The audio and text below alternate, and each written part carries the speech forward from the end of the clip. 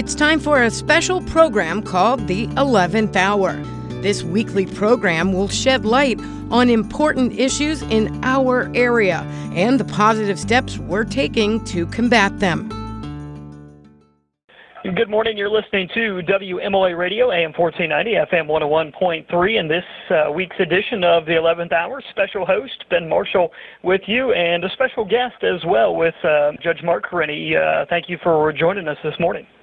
Hey, it's a welcome. Pleasure to be with you and your listeners. So let's start out this morning as we're going to talk about the Marietta Drug Court this morning. Talk a little bit about how you initially got involved with the drug court. Was it, just based on your position in the city, or how did that go? Well, so when we first started the drug court, we hadn't had one in this county for several years. So it's actually not a city drug court, it's the county drug court. I know Judge Boyer and Judge Lane had one several years ago that ended when the funds ran out. When I ran for election, that's one of the things I wanted to do was start a drug court because I recognized that, we've got a serious problem in our community. So we worked together with the Oriana House and a bunch of different community people, the prosecutor's office, public defender's office, adult parole authority, behavioral health board, all the other local providers, and came together and we put together this drug court. And pretty much we followed a layout that was done by another court. So that's I can't take all credit for it, but yeah. So it's basically the Washington County Common Pleas Court Adult Drug Court, which is the Compass Recovery Program.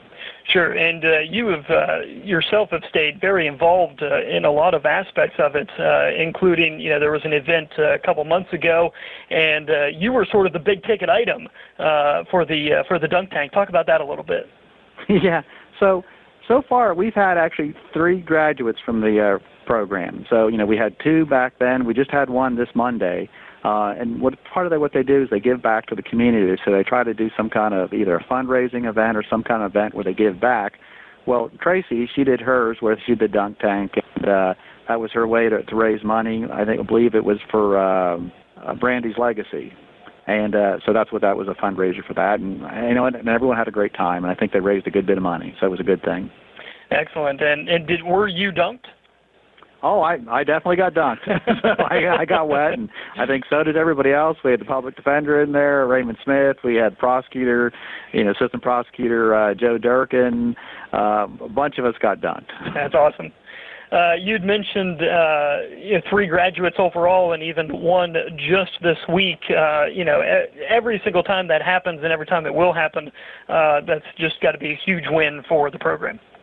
Oh my! It's a whole win for the entire community because we're taking people that could have had a criminal record, could have just served time and then got out and continued, but we've absolutely changed their lives. And the graduations we have are just amazing events. I mean, just the tears that are flowing, the support from the other people and from the community, it's incredible. And these people are absolutely assets to our community now, which they weren't before. So it's a pretty incredible experience.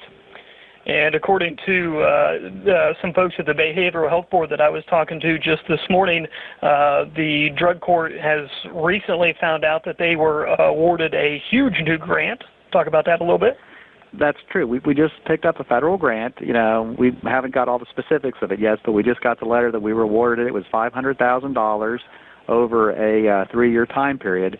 So right now, Behavioral Health Board plus the court to the TCAP grant has been funding the drug court. Well, this federal grant will now fund the drug court for the next 3 years, hopefully for the entire, amount. And that'll free up TCAP funds for the court to do other things, like do pretrial services, maybe another probation officer, something that'll help the court and the program and, the community more. So, yeah, it's a wonderful thing. And so it's kind of nice that we're not asking the general fund for any money, and it's all coming out of a grant at this point. And, obviously, if it's a 3-year grant, that pretty much ensures that the drug court will be around for 3 more years at least. Absolutely. That's right. So, it seems like just a lot of big wins for the drug court recently. It just seems like everything's going really well with it. Yeah, I tell you, it's been absolutely wonderful. It's the absolute best part of my day. When best part of my week, I should say, best part of my year. It's been a win. Everything's been positive. Now, everything's not positive with the drug court. We have some people, they say they want to get sober, and as soon as we get them in the program, they take off and run from us. And we've had several of those. It's not all wins, but our successes at this point way outnumber the disappointments. That's awesome to hear. We're talking with Judge Mark Kereyni of the Washington County Court, and the drug court is just, as he just said, has been an overwhelming success for the county so far. And, sir, we appreciate your time this morning. You're listening to the 11th Hour on WMOA Radio, and I think that'll about do it for today, sir. We appreciate your time. Hey, you're welcome. Thanks for talking.